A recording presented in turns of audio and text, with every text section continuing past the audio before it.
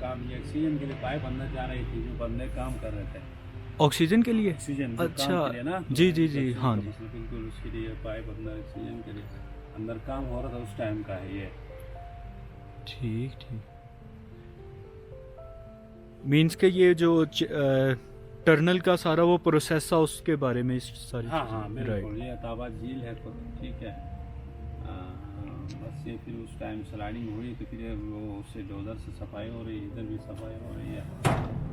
और सर ये medical camp जो लगा हुआ है, हाँ ये भी उसी टाइम ना अताबाद में जब मसला हुआ ना, जी उसके साथ जो चाइनीज ये मेखन के साथ जो काम कर रहे वर्कर्स, जी, उनके लिए कोई है ये। तो सर हम एम्बेसी में गए तो हमारे साथ एक गोजाल फसु की एक समझ हमारी सिस्टर थी साथ।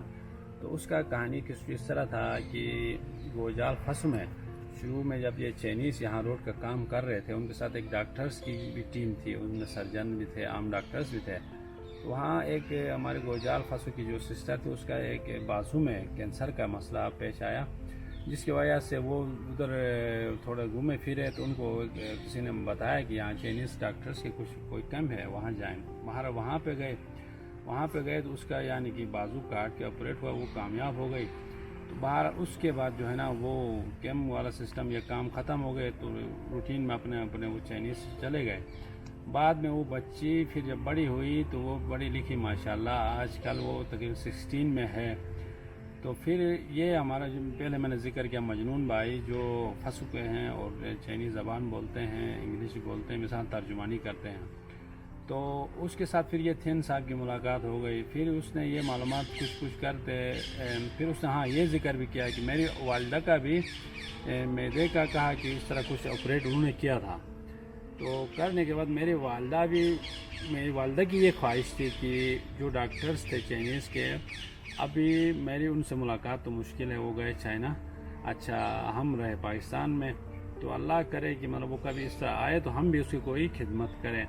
तो फिर बहरहाल वो बीमार हो गई बाद में। तो उसने ये अपने बच्चे को यानी मजनून साहब को ये ज़िम्मेदारी दी कि कुछ तस्वीरें आपके पास हैं, इनके ज़रिए भी उनसे मिलो, कहीं ना कहीं तरह किसी न किसी तरह मिल के इनका शुक्रिया अदा करो कि इस बच्चे को भी बचाया और मेरा जो ऑपरेट था वो भी करके उन्होंने मुझे यानी 10 साल पहले डॉक्टरों ने मुझे जवाब दिया था, अजी माशाल्लाह मैं 10 साल बाद भी जी रही हूँ। तो इनके अवल अल्लाह फिर इनके इसी ऑपरेट के सबब से मैं चल रही हूँ।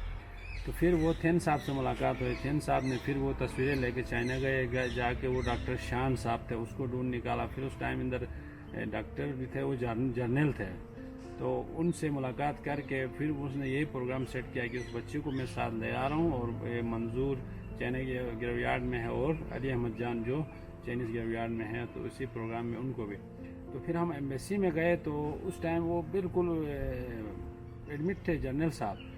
तो बाहर उधर जो वीडियो कॉल है, वीडियो कॉल करके उस बच्ची के साथ उसका जो है ना 2-4 बातें बाहर उससे कराने के बाद बाहर अगले दिन हमारे जो है ना टिकट था, तो हम इधर बाहर निकले। जो दूसरे हमारे सिस्टर थे उसके लिए फ़्लाइट का था, तो वो उधर से निकले।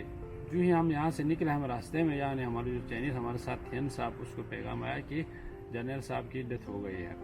तो बहरहाल हम अगले दिन 2 दिन बाद हम उधर पहुँच गए। पहुँचने के बाद और उन्होंने ये रोक के रखा कि वो जो हमने इनको इनवाइट किया है तो अभी तो वो रास्ते में हैं, तो जो रस्मात हैं उनके हिसाब से वो फिलहाल उन्होंने नहीं करके रोका।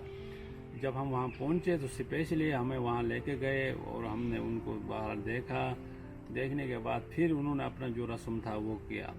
सर ये है कि मतलब ये दोस्ती अब ये दोस्ती की हद तक नहीं रही है, ये अपने 2 भाइयों की मिसाल है, एक बाजू के हिसाब से है।